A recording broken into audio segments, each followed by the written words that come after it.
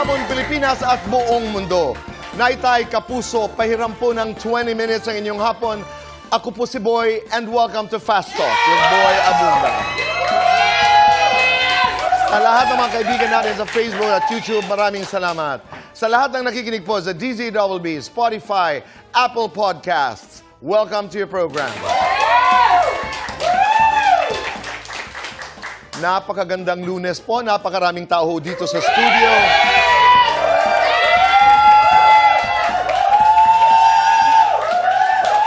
Special po ang ating bisita. Isa po siya sa pinakamaganda, pinakamayaman, pinakakontrobersyal na social media influencers in the country today. Naitay Kapuso, please welcome Sashna Laparan.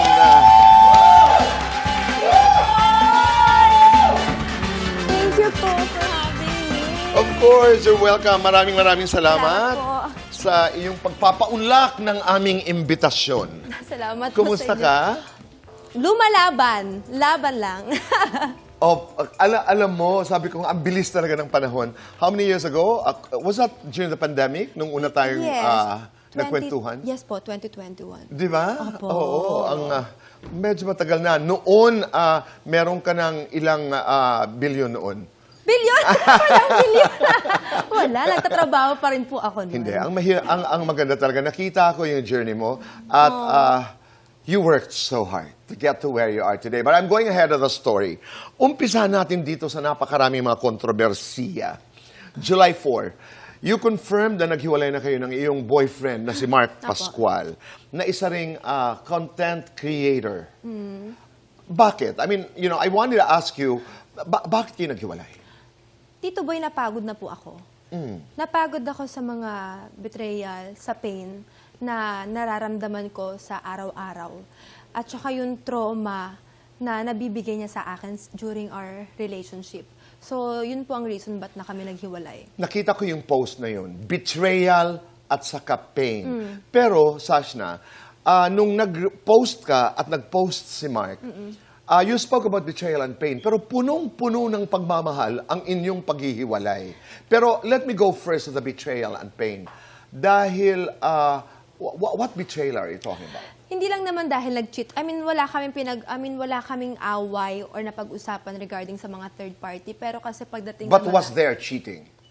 Wala pong cheating. Walang Okay. cheating. Pero for me, cheating kapag may mga... Meron ako mga hindi nalalaman, katulad na nangungutang siya sa mga friends ko, sa mga influencer ko na kaibigan ang hindi ko alam. Para sa'yo, that's cheating. Of course. Siyempre, naging live-in partner ko po siya eh. So for me, parang hindi ko siya ganun kakilala dahil ang dami kong hindi nalalaman sa kanya na nalalaman ko na lang sa ibang tao. So for me, cheating yun. And that caused a lot of pain. Sobra po. At saka ito'y paulit-ulit. Paulit-ulit, hindi lang isang beses, siguro mga 10 beses ko nang nalalaman. And every time ginagawa niya, hanggang dumating doon sa 10 beses, you would forgive. Always, chance. Binibigyan ko siya palagi ng mga chances kasi naniniwala ako na makakabangon siya. Kasi partner ko siya, sino bang gusto malugmok yung isang tao, di ba? So that time, paulit-ulit ko siyang pinapatawad, binibigyan ng chance na baka magbago pa since wala kaming away or issue regarding sa mga third party. So for me, baka kaya pa kung pera lang naman ang problema. Na-notice ko yan dahil doon sa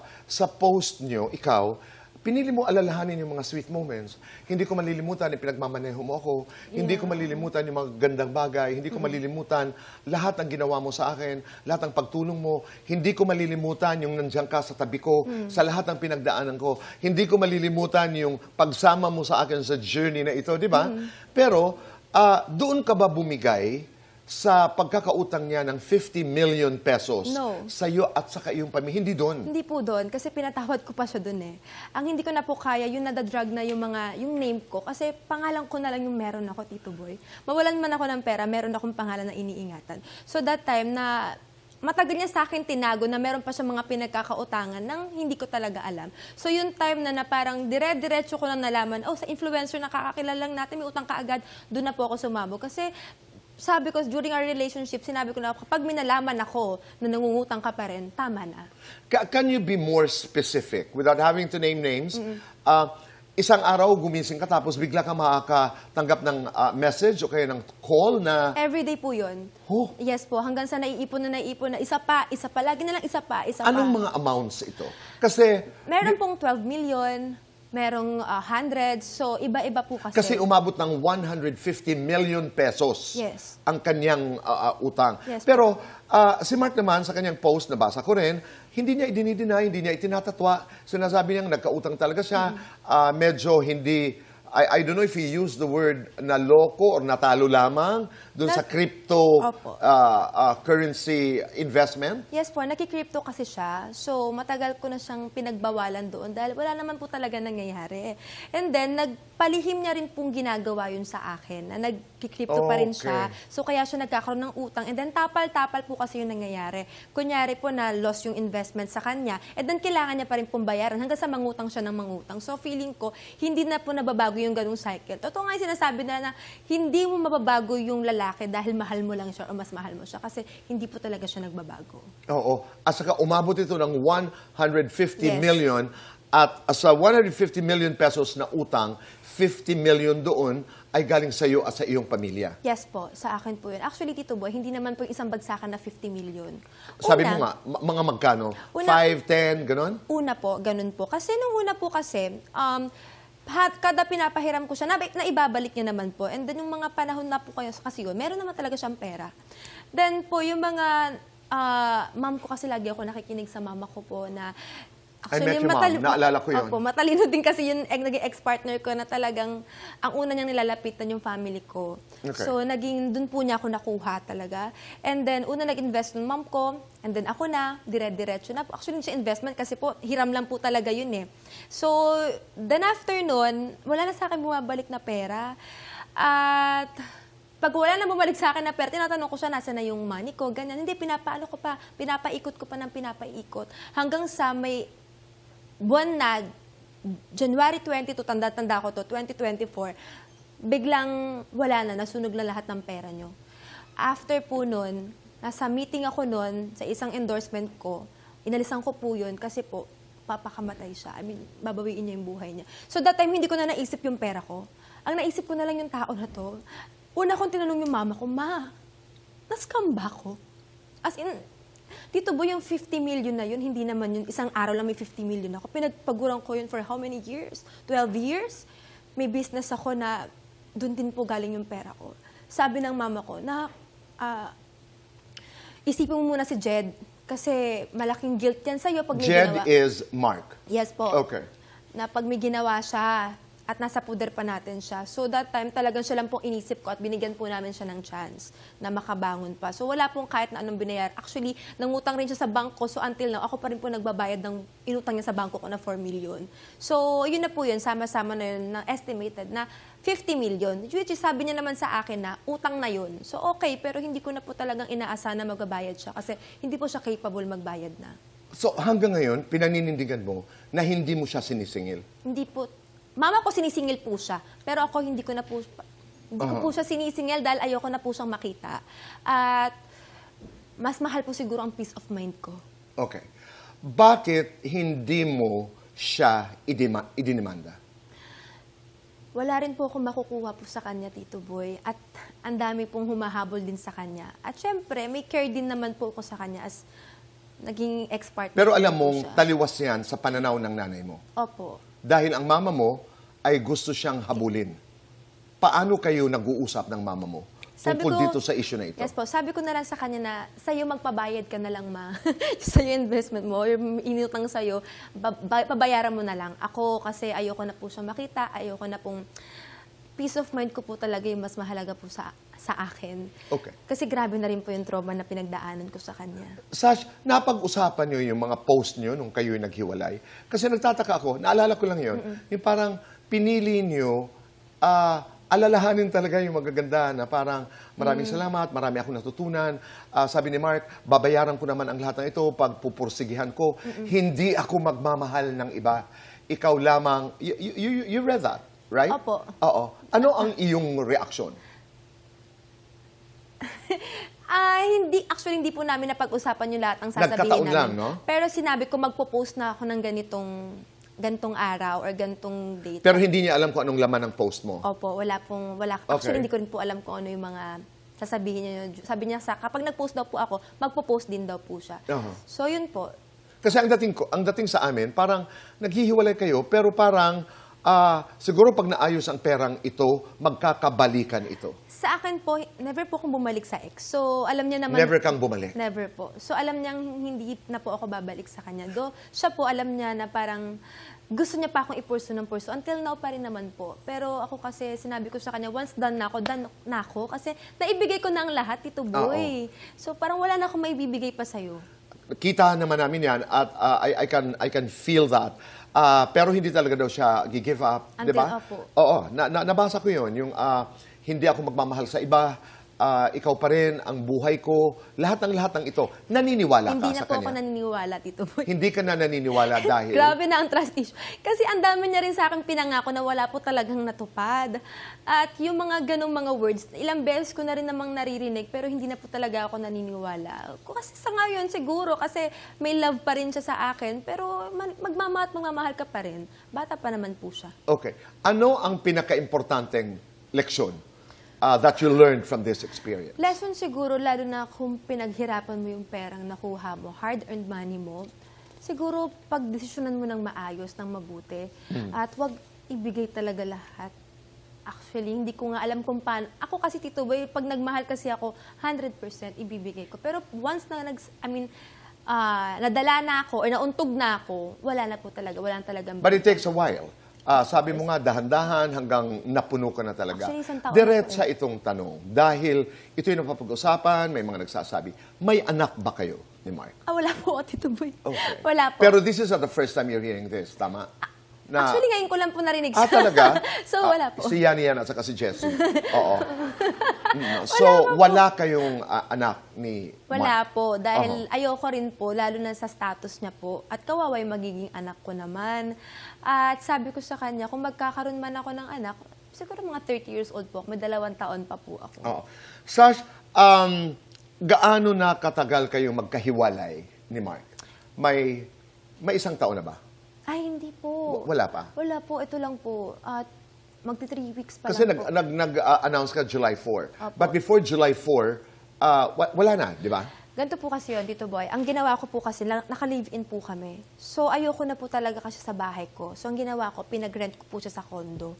Para doon na po nag-start pa unti-unti hanggang sa, ayun na, mas okay na ako na lang po mag-isa. So, almost 3 weeks na po. Mag-1 month na rin pong hiwalay po kami. Okay. Pero, again, diretsang tanong, may nanliligaw ba sa'yo ngayon? Sinungaling po ako pag sinabi kong wala.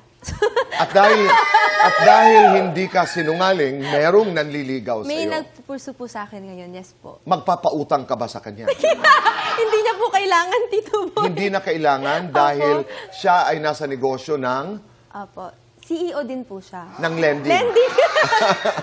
Okay, so hindi ka magpapautang. Hindi. Ako utang. Ikaw ang uumutang. Hindi, maraming taong nagsasabi, Sash, na halimbawa na 50 million ang nahiram ng ex mo, pero ayoko na magdemanda.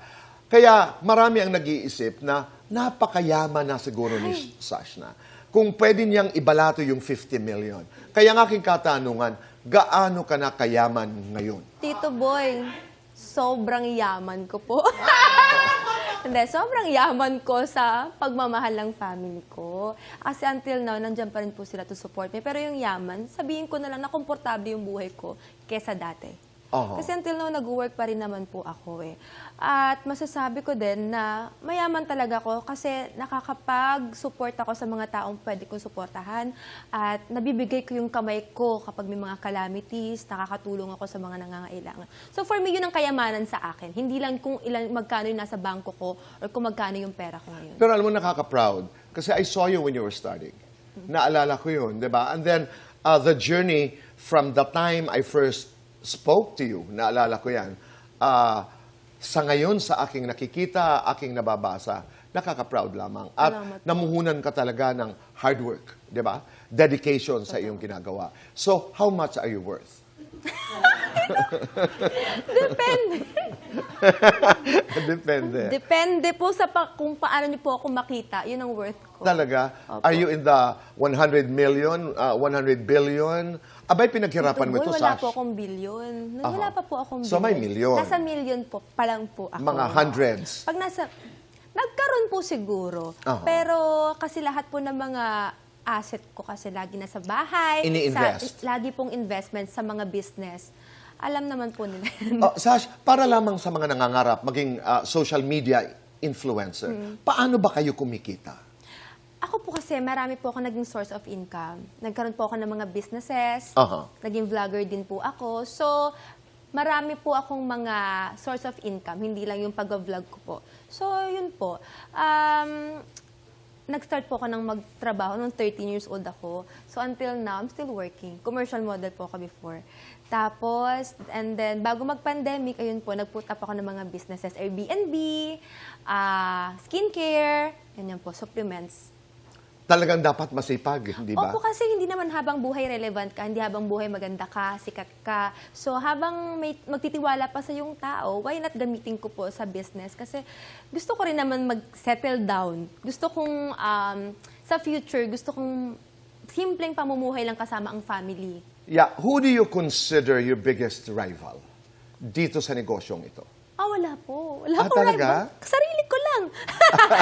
Wala po kasi lahat kami okay po. Nagtutulungan ang mga influencer. Okay. Lagi po kami nagko-collab. So, feeling ko wala kaming mga ganyan. Ang lahat ng ito na iyong pinagdaanan, ay kaya mo bang talikuran dahil sa peace, dahil sa pagmamahal, dahil sa katahimikan?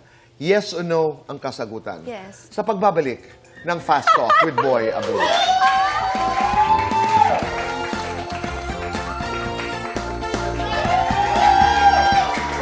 Nagbabalik po dito sa Fast Talk with Boy Abunda. Kasama po natin si Sashna. Let's do Fast Talk. Sashna, vlogger, artista. Vlogger. Maganda, sexy. Maganda. More likes, more views. More views. More pera, more saya. More saya. Iiwasan o sasamahan? Jelay Andres. Sasamahan. Kasama natin si Jelay ba bukas? Yes, abangan niyo po yan. Yes. Iiwasan o sasamahan? Rose Martan. Sasamahan pa din. Iiwasan, sasamahan? Vi Cortez. V or Vi? Sasamahan. V. V Cortez. Iiwasan, sasamahan? Ivana Alawi. Sasamahan. Sasamahan, iiwasan? Jerome Ponce. Iwasan. Ay, lights on or lights off? Dim lights. Lights Happiness on. or chocolates? Happiness. Best time for happiness. Before and after work. Madaling magpatawad, mahirap. Makalimot. Bakit iiwasan mo si Jerome Ponce? May partner na po siya. So parang kailangan okay. namin mag-iwasan. Doon naman, last month, nagkita po kami sa wake ng brother niya. Pero hindi kayo magkaaway. Hindi naman po, sakto lang. Sakto lang. So, ibig sabihin pagalang lamang. May partner na, di ba? May nanliligaw sa'yo. Opo. Nagkautang din ang isang kamag-anak mo ng 2 million. Ganun din, pinalampas mo. Bakit?